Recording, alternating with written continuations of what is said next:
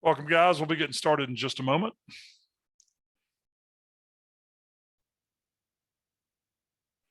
All right, good evening. This is our second session of the 2021-22 school year, new teacher orientation for Lapson, and we're excited to have you guys here. We are tonight when I was putting together, there was just so much I wanted to share because I know most of y'all have watched the previous one.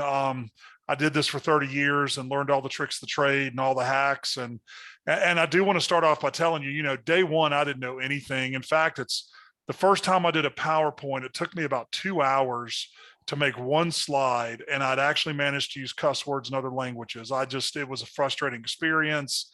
I look back at my first and second and third years and just, occasionally I'll come across some old instructor material I had, and you just understand that nobody walks into this job and's perfect at it.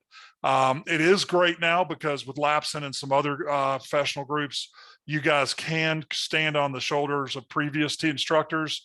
When I started, that didn't really exist, but today we've got some opportunities for you guys to get into some lesson plans and help y'all get your feet on the ground. Most of our folks in the NTO are first and second year in the program. We do have a couple of third and fourth year. So if you're been in it a couple of years in the game, you're definitely going to have some, you're going to still learn a lot about teaching in the law and public safety environment. And I taught Lanier Technical College and Gwinnett Community College.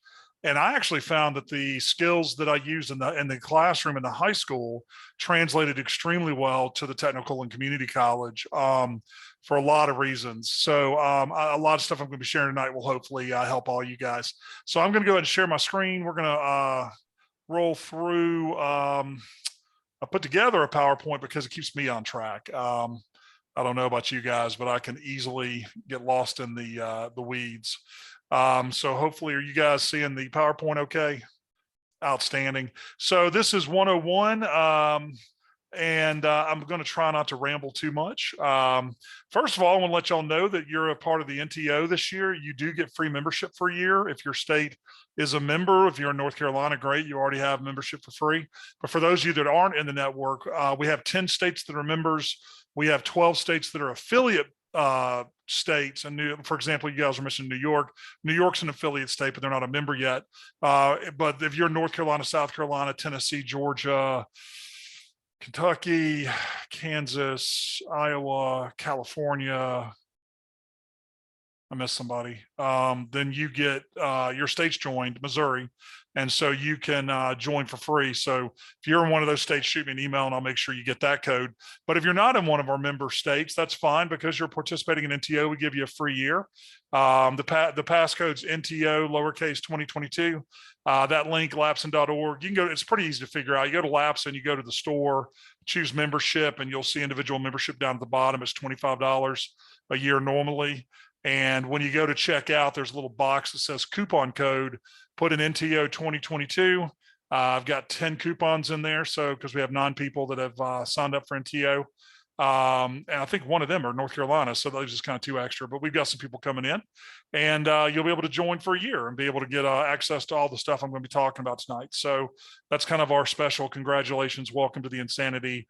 Let's see if we can help you not lose your mind. So NTO 2022, and I'm going to email this out. So if you've signed up through the site, you'll be getting that email. And if for some reason you're not getting my emails that I sent out today, just email me at tom@lapson.org.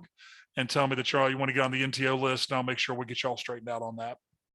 So free, that is my favorite price. How about you guys, right? I mean, I don't know, public school, I love it when I'm talking to vendors and they're like, well, what's the best price for this product? I said, well, my favorite price is free. But obviously sometimes they don't always come along with that. So tonight I want to start off. So last week I kind of gave you an overview of career tech, law and public safety programs, the way everything kind of fits together, some of the weird stuff about working in public schools, that an org chart's not always linear. You may have 7 bosses, all kinds of stuff. So last week was kind of I think I just wanted you to relax. I wanted you to kind of breathe and realize it is kind of crazy. Don't lose your mind. And like I told you last week, unfortunately, this is the reality. It's not very hard it's not very hard to get rehired. Okay. And that's sad. But I say that not to encourage you to be, a bad teacher. I say that so that you'll relax, because all of us usually, well, most of y'all, I believe, have come from a professional background in law and public safety, and you're very used to being on top of your game. When I was a cop, I was on gang task force and things like that. And I really, really, really want to do the best job I could at my police reports. I wanted to really be involved in the community. And I think most of us are like that. And then you get into public education, and it can be very confusing. And so last week was just more about just relax. You're going to be okay. And I think if you remember last week, don't hit a kid, don't have sex with a kid, don't steal money, and don't send too many kids to the office. And you're totally going to be okay. And while that's a sad state of affairs in public education, I'm not making comment on that. I'm just simply wanting you to relax and realize, and this is where I'm coming from. I want you to just try your best every day. You're going to have, this is a marathon. You're not going to jump into the classroom every day and do a 40-yard sprint. You're not going to make it. It's a marathon. You really need to pace yourself. My biggest advice to you, and last week I said this, is say no to all these extracurriculars, say no to all these clubs, say no to coaching. I mean, unless you love to. I mean, if all you've ever wanted to be was a cheerleading coach or a football coach, cool. I mean, sometimes that's a good thing for you because you enjoy doing it. But a lot of times in schools, you get borderline harassed into doing it. And then it's your first year teaching. You need to focus on the basics. So I just encourage you to learn how to say no to the extra stuff so you can really focus on transitioning into the classroom well. I think that's a big thing for you. And then also self-care, take weekends off. We do work a lot. I'm not going to lie. When I was in the classroom, it was not uncommon for me to have a 50, 60-hour week. There were 70-hour weeks. Particularly when we start doing Skills USA and you have events on weekends. And it's just really important that you balance yourself. And one thing I got in the habit of was at school, I was all in. I mean, from that, I would get to school about 7:40 and I would leave about 4:30, 4:45, and I was all in. And, my family, but unless it was an emergency, my family didn't call me at work. That was my box. I was in the box. Then I got home about 5 o'clock and I cut everything off. And I'd spend time with my family and we'd have dinner and we'd do stuff. About 8 o'clock to about 8:40, my students knew that I'd check email in case they were struggling with assignments or had a follow-up question. And I usually, not gonna lie, most nights I had an email or two. Sometimes just for my own sanity, I'd knock out a couple of emails that just kind of popped up to get them out of the way. A trick that I learned is that you can actually set your email to send the next morning at 8 a.m. That's very important because it teaches your parents. It does not teach your parents that you're available 24/7. Something that has happened because of the internet and the 24-hour availability is you'll have parents email you at 9:45 at night and wonder why you didn't reply back immediately. And that's something that you can manage by having your emails send out at 8 a.m., things like that. Weekends, I try to have weekends where I'd shut my laptop on Friday afternoon and not pick it up again. Sunday night, I would check it in case kids had questions about projects or something. But you really need to box yourself. You really need to have, when you're with your spouse or your student or your own children, your significant other, be 100% there with them. And when you're with your students, be 100% with your students, because it can really easily take over your life. I had a really dear friend that taught language arts, best language arts teacher in the planet. I mean, she was just unbelievable. In a couple of years, she had a breakdown. She was just working all the time and she had to learn how to manage her time. And it's tough. It's really, really hard.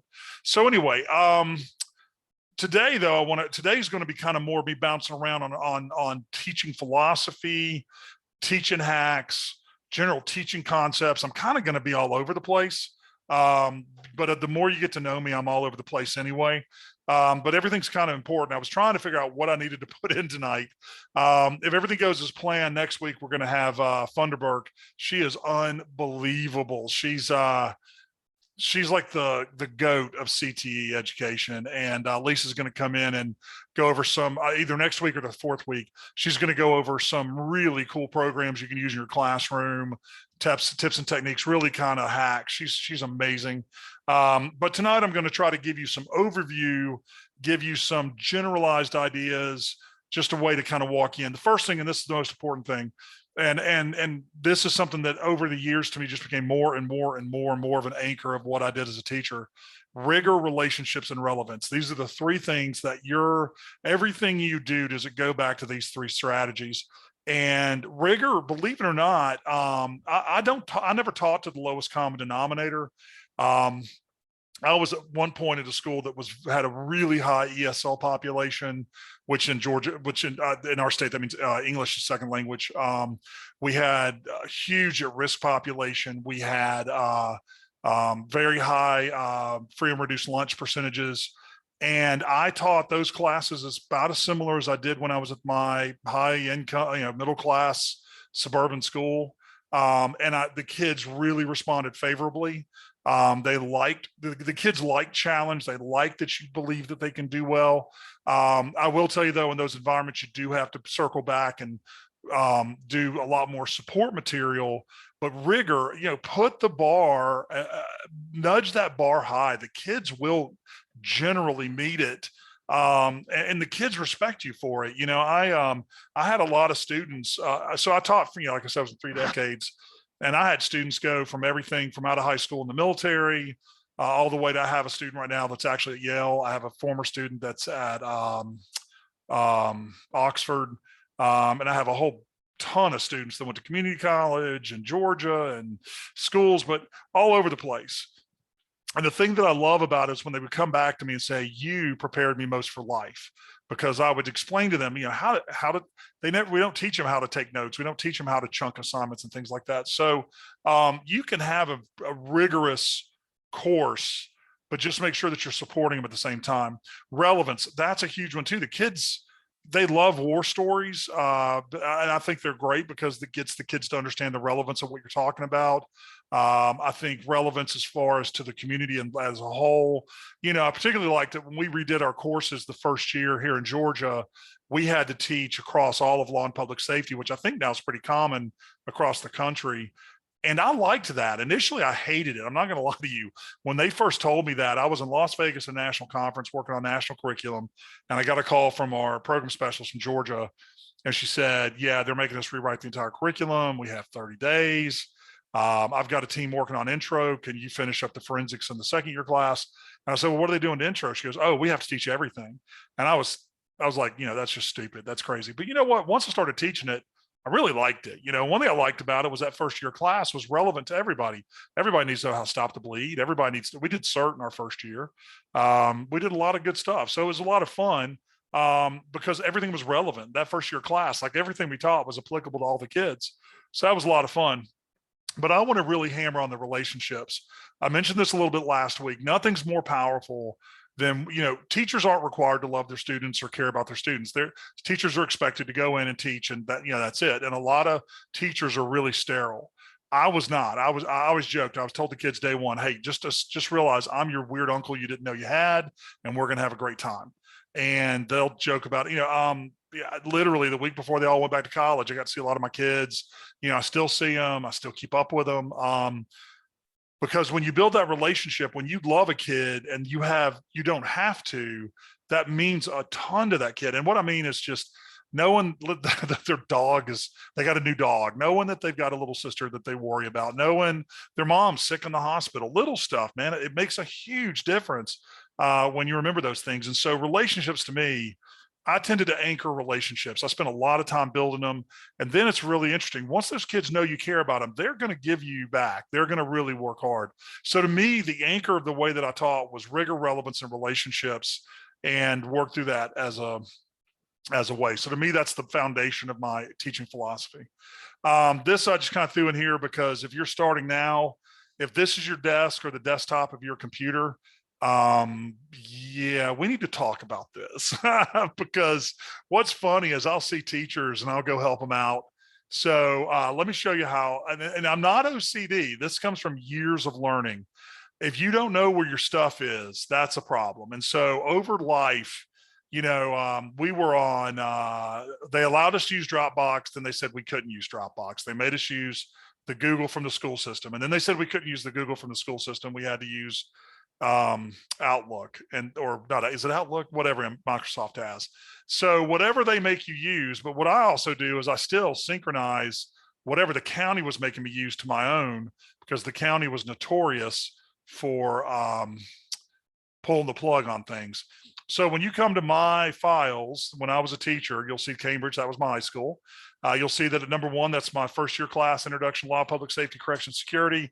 My second year class, the last year I taught, I had to teach emergency, emergency fire services. Oh my gosh, I don't even remember. I had to teach Fire 1, which was pretty funny, seeing as I can't even start a fire, much less put one out. And then number 3 was forensic science and criminal investigation. So let me show you. And my computer freaks out when I'm using stuff on the screen. All right, so the way I'm just going to recommend is inside here was every one of my units in order. All right. The reason there's 218s is because we rearranged when we taught use of force. And then in my materials was all the stuff that I needed as far as like day in, day out, the bulletin board postings, all that kind of mess. And then if you went into any one of my units, in all of my units, I had the vocabulary packet information. There's somewhere in here, there's going to be the pacing guide. I'm going to have everything in here in each of the units. And so I wasn't always running around trying to find stuff. I also kept my clubs over here, and I kept my program. This is like advisory committee, stuff from the county, fundraising, just the junk you have to have. And then finally I had school, which was all the school junk. Your sub notes, your travel request. I also put all my recommendations. That's something you're going to start getting, kids needing recommendations. And so I just encourage you from the beginning to find a system that works for you. When I worked with teachers, I would share them my folders, and they would always kind of come back and laugh at me. But then after about a week, they were like, man, I love the way you have everything organized, because you can find it. So do yourself a favor, begin to organize yourself. Don't leave a million desktops. Find a system that works for you. Okay. Next thing I want to talk about, completely random. How do you get to know kids' names, right? Okay. First day of school, at my school, I had 5 classes of 32 kids. So I could easily have 150, 170 kids' names I had to get to know. And the funny thing is, kids think you know their name immediately. Like, they just assume you know their name. Now, I have something embarrassing to admit. I actually have my son found out this is actually a thing. It's called face blind. It means I have a hard time putting names to faces. So I go to family reunions with people that I have been related to my entire life, and my wife has to nudge me and go, and it's not even her family. That's your cousin Robin. That's your cousin Mike, because I don't even know the names of my own cousins. And so it's embarrassing. So, it's nothing like running into a kid at the, out shopping that you haven't seen in 3 years. I can tell you they had a dog. They lived in, what subdivision, what their parents did, how many brothers and sisters, can't remember a name. It is so embarrassing. So one system I tried here is hello, my name is. So obviously we can't do name badges every day. I used to love that in camps, when I used to do camps, because you could always do the name, put the name on their shoulder. You always knew their name. Just doesn't work after for high school. So your program that allows you to take attendance should have a picture integration program like this in the seating chart. If it does, see if it works. Sometimes people aren't even aware that they do have that ability, but actually we for a while did not. And I actually would cut and paste the kids' pictures into PowerPoint. See this over here? So I would actually create my own. I would get their pictures. Sometimes I would even take their pictures just so that I could create this. And your subs are going to love this. So when you miss and you've got the seating chart and the subs do got faces to names, they're going to love it. So, funny thing, I got a prop out here. And Booja Sharma is now the president of National Skills USA. So I had her in 9th grade, and Serena is vice president of Georgia Skills USA. So that's pretty funny. I taught both of them in 9th grade. And then really sad, Alex Escabi passed away last spring. He had a traffic accident. Kid driving, was drunk. So anyway, this is so you can make your own.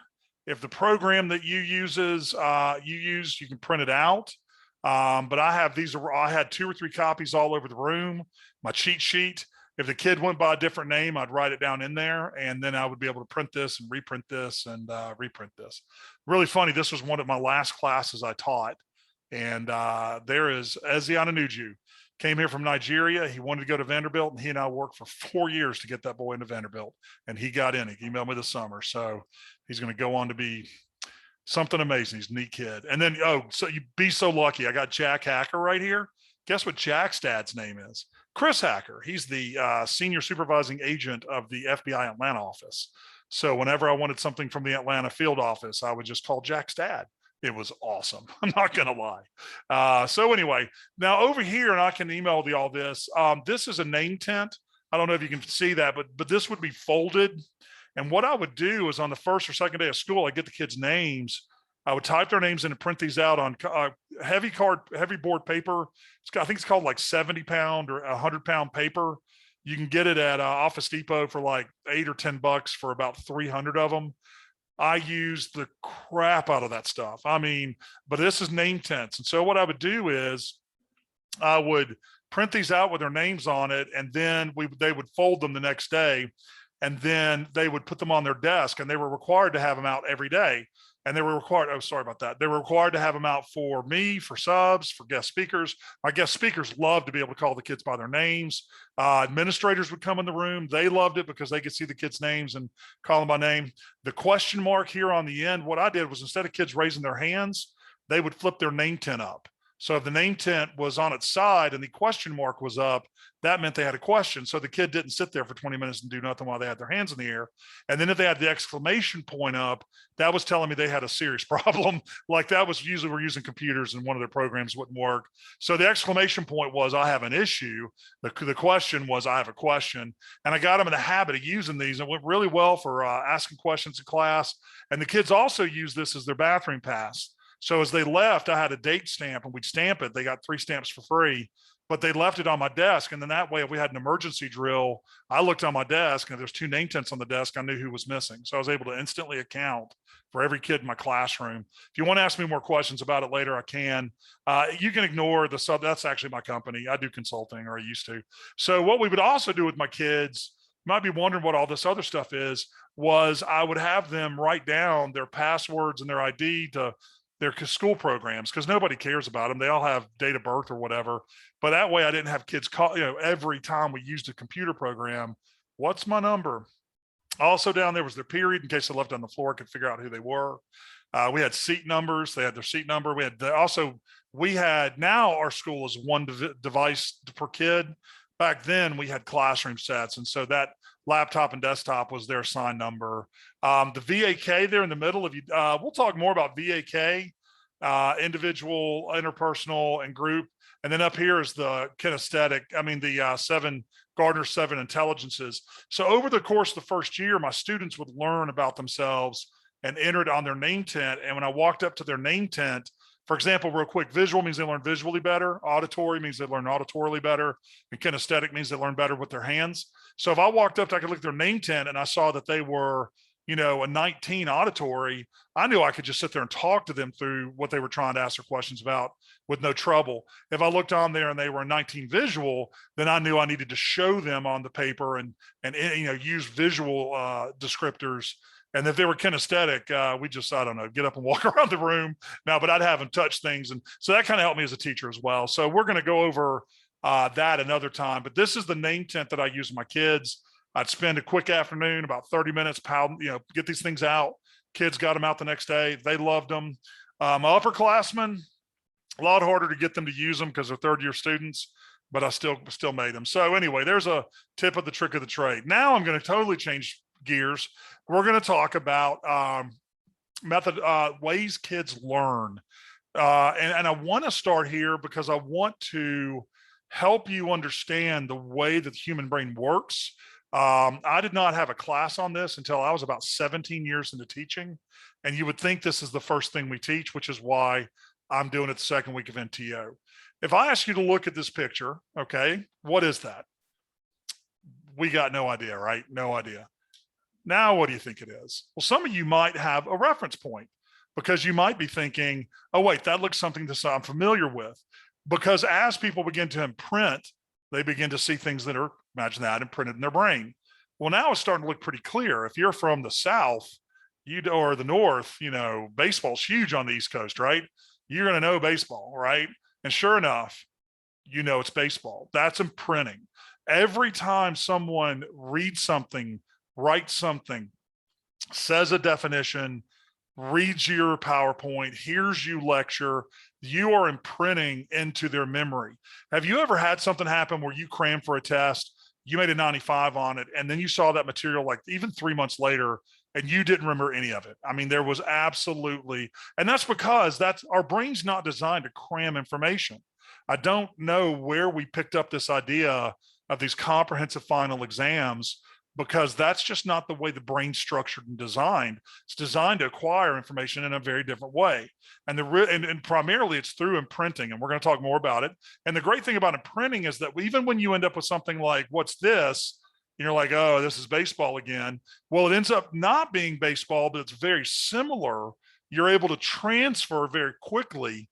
This is actually an Irish form of baseball. I don't know the exact rules of it, but because you had the imprinting from the baseball, you can pick up the Irish baseball thing that they're doing here, and you can align it to what you've already learned. And so imprinting is incredibly important. So this is a super important slide I want you guys to really get a hold of. If you look at the brain, this is the areas of the brain that things happen. All right. So primary sensory cortex, the visual cortex, the speech processing, auditory processing, production of speech. When we teach, the more that the student uses and fires into these different parts of the brain, the more they create neural connections between those different parts of the brain, and the more solid the information comes. All right, so let's look at the one on the right. If you just simply lecture, you read some notes, students are only going to retain 5%. And I remember when I was in high school, everything was 60 minutes of notes, right?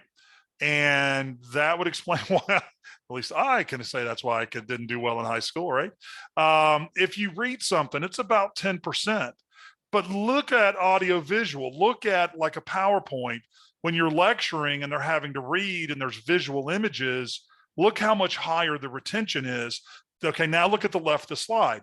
That's because more parts of that brain is being engaged. They're reading, they're taking notes, they're writing, if they're processing auditory and writing down. The more that you can use, it's called multimodal learning, the more that you can use the different modes of the brain, the more these kids learn. 30 is when they have to demonstrate something that they have, and very simple demonstration. We're not talking about like a 5-minute prepared speech. When you get them into a debate or an informal situation where they're really discussing, that's using so many different parts of the brain, because that they have to be able to recall, they have to be able to develop what they're going to say strategically, they have to develop their speech pattern. All of this creates newer and more involved neural transfers. And then you look at practice doing, but look at that, teaching others. So what's really funny is I was in the first year, we teach emergency and homeland security, and I did a little small unit on epidemiology for a bunch of years because I just thought it was interesting. And my kids read Hot Zone in the first year of my class, and which is about the Ebola virus. So somebody will be talking about COVID, and I just start spouting out this like information. They look at me really funny. I'm like, I'm a teacher, just ignore me. Because when you teach stuff, it locks in, we have to be really familiar with it. And so what I want you to think about as you're designing things in class, think about the way we teach, the way we deliver information. And I hate the fact that here I am doing the exact same thing. I'm lecturing to you for 50 minutes. If we were in a classroom, it would be different. I definitely wouldn't be stoic like this, but it's okay to be sage on the stage. All right. It's totally okay, but it needs to be done in pieces, right? And so let's say you have a student pre-read an article about Miranda, and then you go to class and you talk about Miranda and the Fourth Amendment, and then you give them a worksheet where they make decisions about whether the case was Miranda or not, and then they get into a little group and discuss their answers and why they felt that way. When you look at this, do you see how doing it, they're doing so much more, they're learning so much more long term. If I just sat there and lectured for 20 minutes about Miranda and Fourth Amendment versus lecturing for 5 to 10 minutes, them being engaged reading, pre-reading, them being engaged doing the discussion and the evaluations themselves, you're engaging more of the brain. And so it just makes sense. And so you may run into someone who tells you you should never lecture. I think that person's wrong 100%. Particularly considering we have a limited amount of time and resources. If I had 3 years to teach these kids 10 curriculum items. Oh my gosh, we could do all kinds of crazy stuff with it. But let's be real. Most of our curriculum is designed, or standards are designed for between 120 and 150 hours. Well, if you actually sit down and look at your time, first of all, you probably don't even have 150 hours. Then you're going to look at all the interruptions into your classroom, fire alarms. Gosh, I had this kid one year. Every time he and his girlfriend broke up, I thought he was going to like go jump off a building. So I had to go sit in the office and walk him off the wall. Then you have the girl that comes in and their parents are divorced. The things that interrupt your class in high school, spirit day. There's just so much that interrupts our school day. And then actually in my building, what they started doing was chipping minutes away from us. We had 55-minute classes, and they decided that we needed 2 days a week where we had a 40-minute period where kids did informal learning. So on 2 days a week, our classes were 49 minutes long. And when you lose 6 minutes twice a week, that's 12 minutes. It doesn't sound like very much, does it?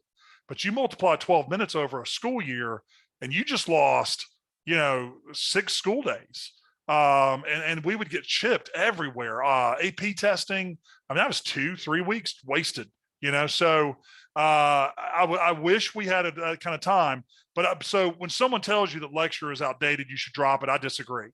What we need to do is do a better lecture. We need to do a better job with lecturing. And so this learning pyramid to me is one of the most fundamental things you can incorporate into your teaching strategies. And the funny thing that I noticed when I taught at Lanier Tech, my adult learners responded to the projects 10 times more than my high school kids, because they were so used to someone just sitting there and talking, lecturing for an hour. We don't like that. So why would we torture our students? While we're on it, I'm going to talk about PowerPoint because everybody's terrified of it and hates it. And, it's like, I think for Halloween, I'm going to go as a PowerPoint. It's pretty terrifying, or at least it kills people. So people ask me a lot. They're like, what do you think about PowerPoint? I love PowerPoint.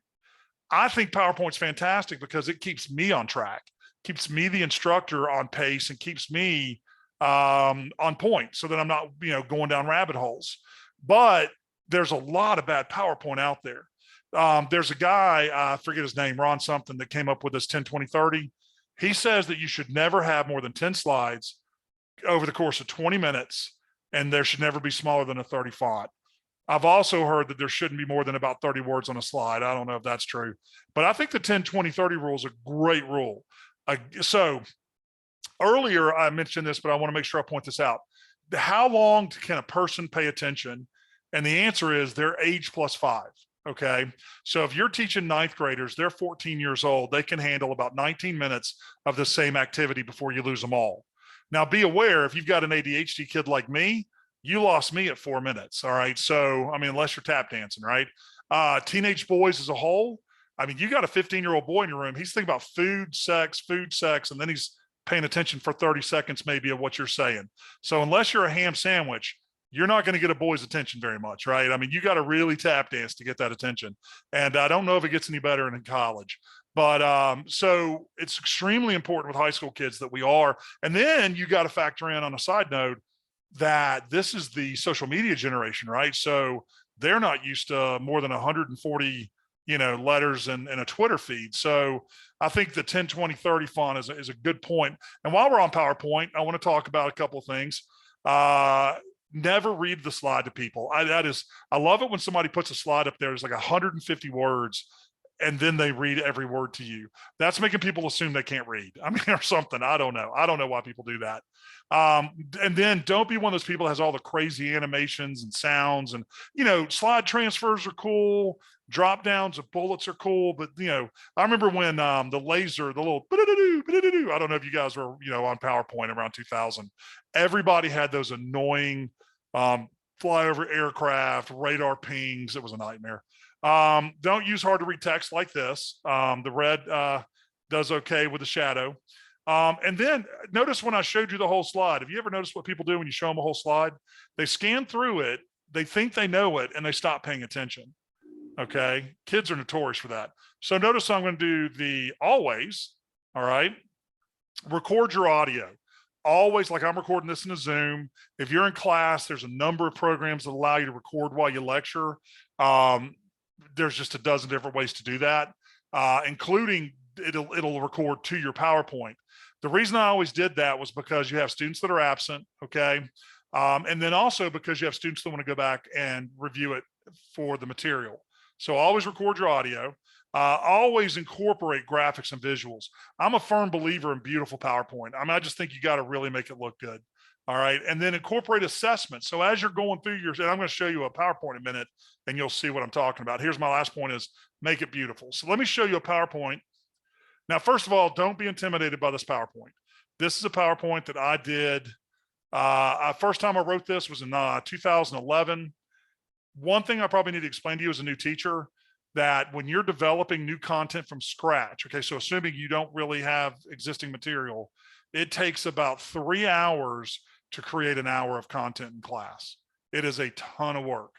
That's why a lot of our post-secondary instructors, I see a lot of post-secondary instructors using the textbook materials. I even see some high school teachers doing that. I'm not a big fan of that, but it's easy. That's one of the reasons, because if you're really authentically going to get in there and generate a great content and put together great PowerPoint, great lessons, great, interactive pieces, it takes about 3 hours per hour of class. Now, here's the reason I encourage you to do it. The first year I did it on here.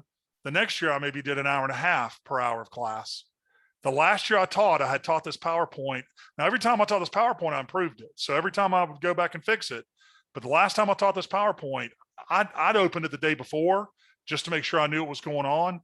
And I just went to class the next day. The only thing I did as far as prep for class was getting lab materials together. And this is forensics. Here in Georgia, our 3rd year class is forensics. My class was one of the CT classes that counted for forensic science, counted as science credit. So we actually had to have some science elements. So let me tell you how I did it. If you notice, I even did day by day count. All right. So on the first day, because it was the first unit, I had an introduction to the course, which was a PowerPoint. All right. Day 1 stops. Notice I also love humor. I love dropping little hints in on the kids. Stop hammer time. The kids thought that was funny, even though you would think they don't know hammer. They do. Day 2, I cut this on. It tells me what to watch. I even have a link on here that opens the PowerPoint. Opens the video. I converted all of my DVDs to digitize. I put everything off of YouTube. Now it's kind of harder to do it, but I used to pull everything. If I had them do PDFs and reading in class or off of a website, I would cut and paste everything off the website and make a PDF just to make sure you don't run into technical issues. And then we would watch this, and then they would talk about the fields of science that were mentioned and questions. And we talked about that, and there was discussion. There's day 2. Then I assigned the timeline, and they started working on that 3 and 4. And then, so notice that I, in my PowerPoints, even have my lesson plans ingrained. Every class I taught, we read a book. If you teach forensics, Dead Reckoning by Boden's is a nut now, but back in the day, he used to be a legitimate forensic scientist. His book is perfect for reading in a class on forensics. And so I even put in like reading days. Here's the vocabulary day, and they got the books assigned. They had their vocabulary quiz, and then here are my PowerPoint slides. Notice my PowerPoint slides are really graphical, really visual, really get you going. And I would put through the material as we went through. I learned how to create templates. I learned how to make do all the stuff where you can make sure every slide, I created this template. And so I just wanted it to look amazing. I wanted the kids to be able to really get into the conversation, what we were doing. And so what I want to show you is, as we're discussing, here's a discussion point. So we were talking about how long do you have sustained attention in a 16, 15, 14-year-old? No more than 20 minutes. So step 1, everything you do should be in 20-minute increments. If you're teaching secondary, post-secondary, I still would keep it at 20-minute increments, but maybe 25, because you're still not getting, you're really burning people out. I almost would say that the maximum's 30. I don't think people today have the ability to be sustained in a same continuous event. So what I would do is I would throw something in there like a discussion, and I had preset discussion groups, and I would say, hey guys, discuss this. Can class evidence prove something?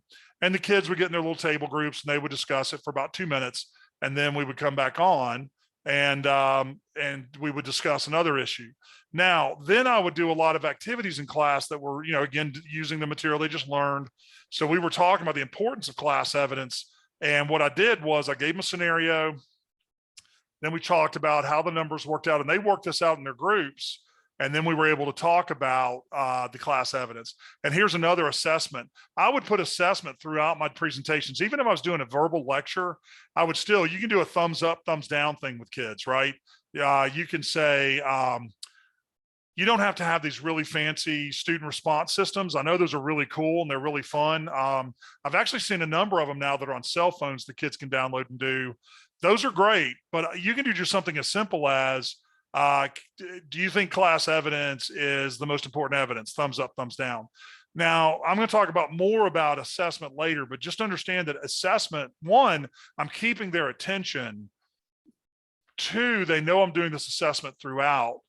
I actually had an app on my phone, and I'll share it with you guys later in our NTO, where I had all my class names and it automatically spun and it would stop on a kid's name, and that was the kid that had to answer the question. And they would know that I would say, okay, hey, who's the lucky winner? Hey, okay, it's Carolyn Phillips. Caroline, is gun caliber class or individual? And she'd be like, do you know, Carolyn? I don't want to put you on the spot. You're muted, by the way. Okay, I unmuted myself. I say gun caliber is class. Yes, bing, bing, bing, bing, bing. Oh, another thing I have. So I had a bag, I had a prize drawer, and I didn't always let him go to the prize drawer. But what I did was, like, after Halloween, I'd go to my Publix, and the guy knew I was a teacher and he knew what I was doing. He would sell me the day or two after Halloween. He would sell me like what would have been $200 worth of Halloween candy for like 20 bucks. Because he knew it was for the school. I think he even kind of wrote it off, but I would take it and throw it in my freezer. And then I would pull out a bag every month, and the kids just, Smarties, those little tubes of sugar things, they'll kill each other for a Smartie. I would go to conferences and pick up all kinds of knickknacks, pens, all kinds of junk, fidget spinners, these things, man. The kids love these. Is that showing up? That's on my forehead. The little spinny things, right? I would get those at conferences and throw those in there, notepads. You would, so they got to go shopping. Oh my gosh, they love that crap. But anyway, so I'd be like, Caroline, go to the prize drawer. She would be the happiest Carolyn's been in a week because she got to go to the prize drawer. And guys, I've done that with college level kids. It's always fun to go get some random stupid prize because you knew something, right? So that's assessment. Let me see anything else on the PowerPoint I wanted to talk about. A lot of visual images, let me just kind of fold through these. And by the way, I gave you all the password to get into Laps, and all of my forensic science stuff is going to be up pretty soon. Here's a good example of where I had a PowerPoint. This is a video from the FBI. And so I'd set it up to when I click on that, it plays it. You can do that relatively easy. Here's GBI. I use this little old school television. That was my thing to click on to link to the video and pull it up. I love using all the real colorful PowerPoint things. We would, we talked about the card in the classroom. I love these. The organizers are great, but I always tried to give funny things. I mean, like there's junk science and it's a bunch of Lego dudes, and I just tried to keep it visual and fun. And then, but it's everything we learn about, and all their assessments are on here. They have the review day, they have the test day, and so I wanted to show you this because this is how I was organized. And also, it broke everything up into 20 minutes already. I was going to show you the other thing I would use back in the day was let me see if I can find it. My daily. Yeah, here it is. And then I didn't use formal lesson plans until the last 2 years. These are kind of my old lesson plans. And what I would do was I would literally put these into my Google Calendar, and I had the whole fall mapped out day by day. And this is after, like I said, guys, this was after 8 years of teaching that same class. So that's just some quick stuff on PowerPoint. And so when you're designing a lesson plan, where do you start, right? So I'm kind of bouncing around, and I'm sorry, but hoping you're kind of grabbing it with me. Where do you start? Well, what do you want them to know in 20 years, right? I remember one time I was really teaching and like the old school and the lecture and the review guides and the tests that got generated from the textbook company, and the kids would make like a 90 on the test. on Miranda and Fourth Amendment. And then like a month later, the kid that made 100 comes in, hey, my friend got pulled over and the officer put the wrong date on the ticket. Yeah, because of Fourth Amendment, they're going to get that thrown out, right? And I would be like, I just want to go cry. It's like, you have everything wrong. So it was always, it frustrated me. And then I actually read this book called Backward by Design. If you can read it, it's a book from about 15 years ago. Phenomenal book. But I can give you the brief really quick. What Backward by Design does is, how did I used to teach? I'd come in and find some standards. I'd find some stuff in the textbook that matched. I'd have them read a chapter. Actually, I'll be honest, my first 5-7 years of teaching, I'd get the textbook, get the standards, sit the standards into the textbook and teach the textbook. And I would use their PowerPoint. I would use their test resources. And I had kids that didn't learn anything. So Backwards by Design says, throw that out, right? This is Backwards by Design in a nutshell. One, what do you want them to know in 20 years? When I walk up to my kid, you know, my, y'all saw the kids, you know, Jack Hacker. When I see Jack Hacker in 20 years, shake his hand. What do I want him to remember in 20 years? Right? Do I want him to remember that Miranda was charged with rape? Do I want him to remember that it was Warren Court? No, I want him to remember that Miranda requires questioning and custody to be for it to take effect, and the importance of what questioning and custody is. Right? I mean, to me, and then understanding that that not all evidence gets thrown out. You know, what poison fruit really means. You know, but you get kids and then they watch what was the movie 21 Jump Street, right? And it screwed up all of our kids' perception because, oh, the cop made a mistake, so they threw the case out. It's like, no, not really. So we're fighting all that. Well, anyway, 20 years from now, I want Jack to know, you know, custody questioning. I want him to understand the basics of fruit doctrine. So start off with the end in mind. What do I want them to know? So the next question is, how can I have them show me they know that? All right. Okay. Well, that might be a test. That might be an old school, you know, questions and giving them scenarios and they make decisions, right? How do I get to where they know that, to where they're going to be able to produce on that assessment? That might be some traditional lecture. That might be reading some things. That might be a video. And then I structure from there. And so Backwards by Design, you begin with the end in mind. So I want you, and also understand y'all are under a ton of pressure. I don't know why they have this new thing, the power standards. Anyone heard of power standards? If you hear it, you're going to wonder what they're saying is, okay, you have 14 standards, but which ones are the power standards? Because those are the ones you really need to spend your time on. And I'm thinking, we have 14 standards that they determined are important for us to teach. Aren't they all power standards? I've never understood that theory. So if someone comes to you with power standards, send me an email. I'll tell you how to deal with those people because I don't agree with power standards, to be honest. Anyway, what are they going to know in 20 years? How are you going to know that they know it? And then how are you going to teach them it? Okay. And that's the overall picture of how you design a lesson. So let me show you lesson planning. I'm just going to go ahead and open it on mine. Where are we at? Wow. Okay, hold on. Let me take a quick break because let me see. We only got 8 minutes left.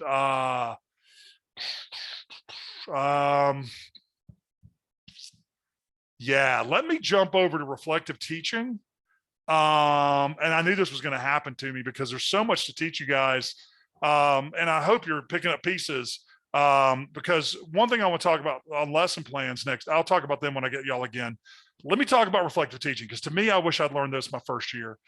The way I was telling you a second ago, that backwards design, that's your planning right here, right? That is where you're going to start off and come up with an idea. And you're going to find some articles for them to read. You're going to come up with a PowerPoint. You're going to get some really interesting things for them to debate. Little mini debates. You're going to have them do a review to get ready for the test, and they're going to take the test, right? So you come up with your plan, all right? Then you're going to actually teach it. That's where the rubber meets the road. You're going to go in there, and there's going to be days you're going to teach a lesson plan, and you are like, dude, that rocked. It is perfect. I should be in the Teacher Hall of Fame. And then there's going to be days that you teach it, and at the end of the period, the kids are looking at you like, you're like, I need to start over.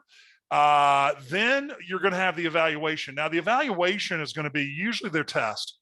And I have had this happen to me so many times where I thought I had the most beautiful unit on the planet, and I come in and I present it to the kids, and they just kind of, their test scores are like 60s and 70s or lower. And I'm just like, wow. And I'll ask kids, the kids were pretty honest with me. I said, did you study for this? And a lot of times what I found out was kids don't know how to study, but we're going to talk about that another time.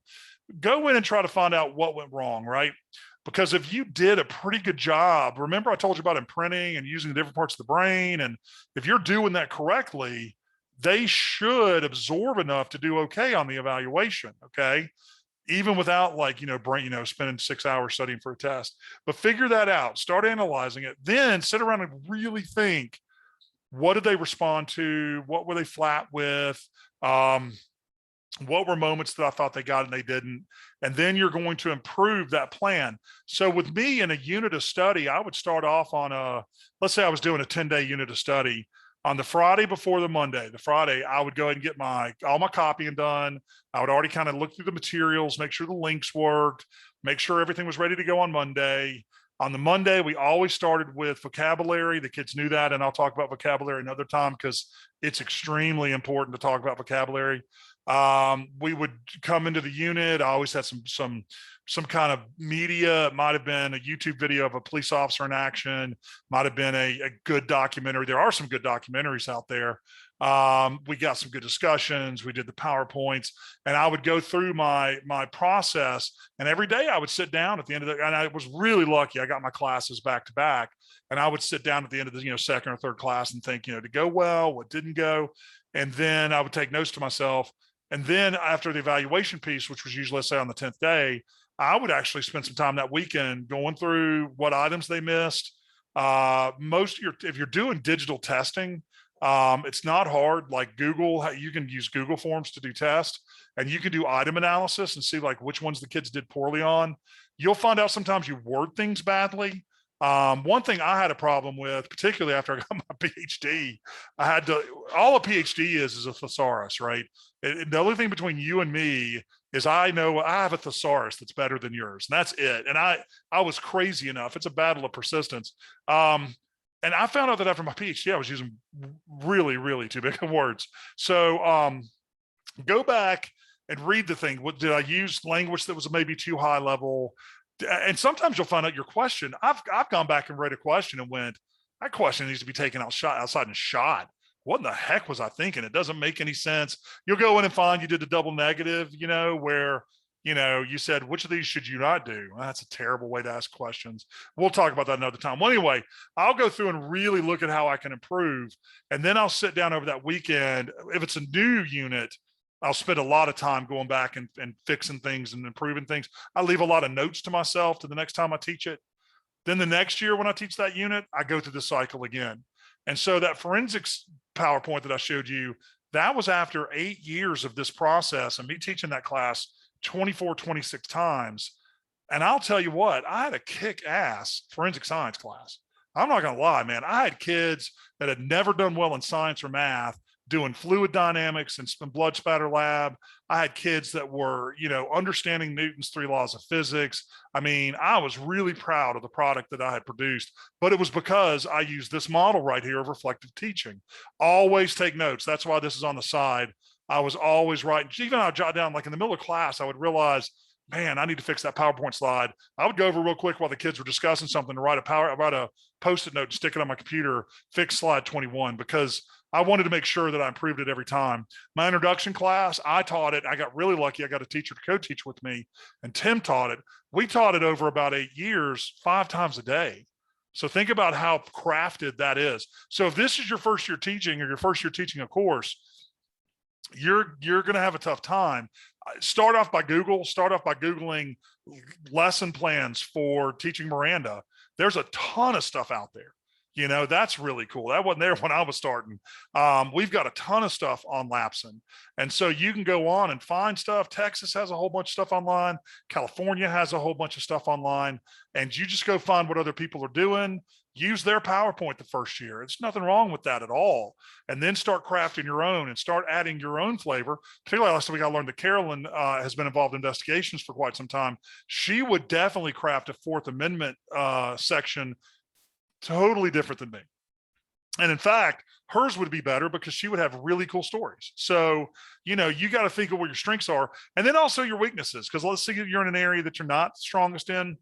Again, Google it, learn it. Wikipedia. Did you know that Wikipedia was just rated as the most accurate reference thing on the internet? It's more accurate than Encyclopedia Britannica. And all those years of people griping about it, I think it's pretty funny. They're like, well, anybody can write Wikipedia. That is a lie. I tried to fix something on Wikipedia and it took me like 4 months. So Wikipedia is pretty good place to start. So I ended up just like giving you another fire hose full of water rather than a sip of water. So let's take just 2 minutes or 3 minutes and just kind of see if you guys got any questions. So you can unmute. Let me end the sharing the screen and let's come back to where it's just us and we will wrap up in a couple of minutes. What you got for me? Any questions? I don't have any questions, but I did write, besides ICV using some of their lesson plans, I had to write all my lesson plans. And you're right, my best lesson plan was Miranda. You know, custody equals and showing them. It was great. I love doing that segment, but it was, something. Tough. My first year was tough. Fourth Amendment, really, and this is something I was hoping the post-secondary we're going to start working with them on some lesson plans. I always incorporated the first time I ever taught handcuffing. Now, if you're in a high school, you're going to be doing handcuffing as a part of your class because we have a lot of hands-on stuff. Post-secondary, we normally don't get a chance to do a lot of hands-on stuff, but it's always fun to kind of do handcuffing in that because the handcuffing's Fourth Amendment, you know? And so anytime you can incorporate a hands-on activity with something they're learning, again, remember that brain picture I showed y'all? Now you're connecting kinesthetic, and your kinesthetic kids are the hardest to teach. So when you're out there doing handcuffing and you're saying, you know, can I handcuff this person in this situation? And, you know, and they're playing with handcuffs and yeah, they definitely buy into it a lot more. Yeah, go ahead, Patrick. I always found it very interesting. I was fortunate to teach with NYPD for 22 years out of my 28-year, how long I was on my career, excuse me, I'm getting old.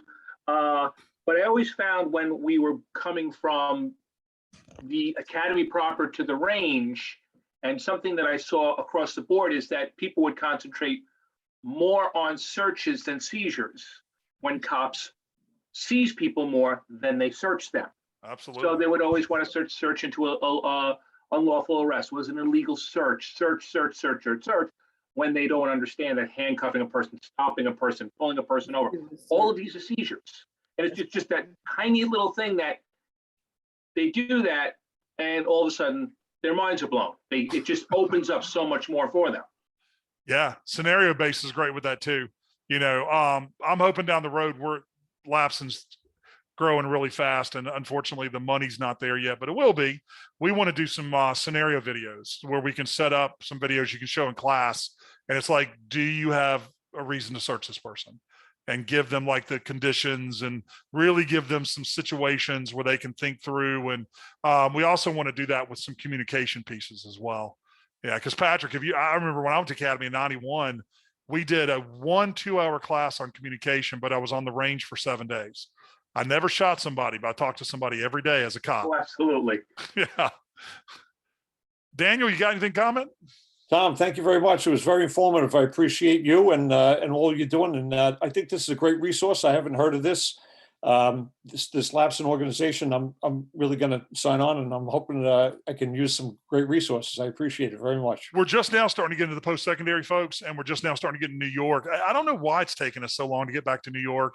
Yeah. When but anyway, that's why we're not hiding. It's just it's been an adventure. You know, I retired from teaching a year and a half ago, and they gave me the executive director job last summer, and it has been. Oh, congratulations. Yeah, thanks. It's been awesome. You know, the great thing I love is to get emails. There was a guy that did NTO last year who emailed me today and asked if he could get the new teacher orientation videos for this year, and that he had learned so much last year. And it's just great to hear that, you know, to know that we're making, our goal is to make sure we don't lose great teachers.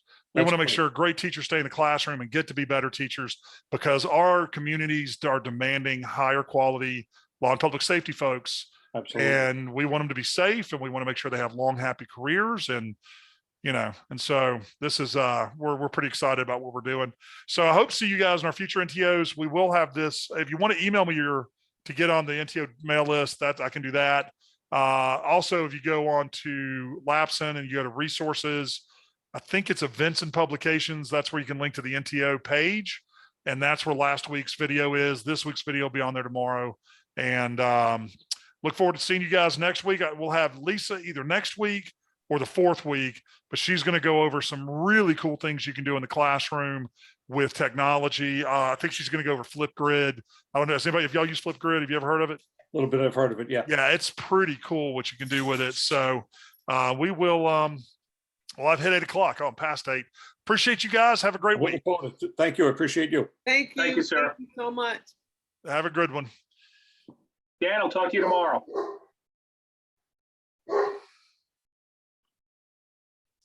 Pat, yeah, I'll give you a call tomorrow. We'll talk about a couple things for class. Okay, thank you very much. Thanks, See you Tom. guys.